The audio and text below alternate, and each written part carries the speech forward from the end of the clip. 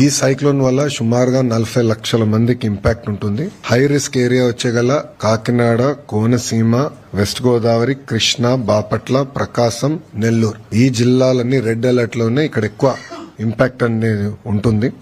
ప్రభుత్వం లక్ష్యం ఒకటే, లాస్ ఆఫ్ లైఫ్ అనేది ఉండకూడదు. దానికి తగిన చర్యలు తీసుకోమని గౌరవ ముఖ్యమంత్రి గారు చాలా స్పష్టంగా చెప్పారు. ఒక పక్కన డిజాస్టర్ మేనేజ్మెంట్ మంత్రిగా అనిత గారు, ఆర్టీజీఎస్ మంత్రిగా నేను, ఇద్దరికి పర్ఫెక్ట్ కోఆర్డినేషన్ సింక్ తో గత 24 గంటల నుంచి మేము కూడా రియల్ టైం ఇది మానిటర్ చేస్తాం జరుగుతుంది. ప్రోయాక్టివ్ గా సుమారుగా 1328 గ్రామాల్లో ఎక్కడైతే ముంపు ఉంటుందో, ఎక్కడైతే ఇంపాక్ట్ ఎక్కువ ఉంటుందో అక్కడ ఇవాక్యుయేషన్ కూడా నిర్వహిస్తాం జరిగింది.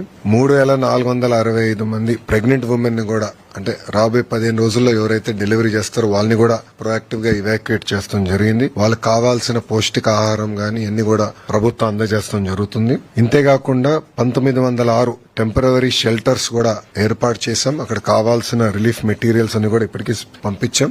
శానిటేషన్ కావాల్సిన బ్లీచింగ్ పౌడర్ గానివ్వండి, లైమ్ గానివ్వండి, ఇదంతా కూడా పొజిషన్ చేస్తాం జరిగింది. పాఠశాలలకు వచ్చేగల సుమారుగా 14,798 పాఠశాలలు ఇప్పటికీ హాలిడేస్ ప్రకటిస్తాం జరిగింది. దీంట్లో 364 స్కూల్స్ ఏకంగా సైక్లోన్ షెల్టర్స్ గా మార్చడం జరిగింది. మత్స్యకారులు కూడా 29 వరకు వేటకు వెళ్లకూడని నిషేధం కూడా ప్రభుత్వం పెడతాం జరిగింది. యాక్టివిటీ సస్పెండ్ చేశాం.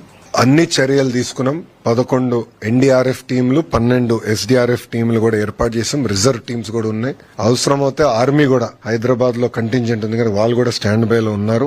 145 వుడ్ కటింగ్ టీమ్స్ కూడా చైన్ సాస్ తో మొత్తం ఏర్పాట్లు చేసాం. ఇప్పటికీ కొన్ని ఇక్కడ యాక్షన్ లో ఉన్నారు. అంటే విశాఖపట్నంలో అక్కడెక్కడ చెట్లు పడినా ఆల్రెడీ మీరు యాక్షన్ లో ఉన్నారు. మీరు కూడా కవర్ చేశారు మీడియాలో. సో 145 టీమ్స్ రెడీగా ఉన్నాయి. మెడికల్ అండ్ హెల్త్ కి సంబంధించి సుమారుగా 325 క్యాంప్స్ రెడీ చేసుకున్నాం. 876 ర్యాపిడ్ రెస్పాన్స్ టీమ్స్ కూడా ప్రభుత్వం రెడీ చేసింది.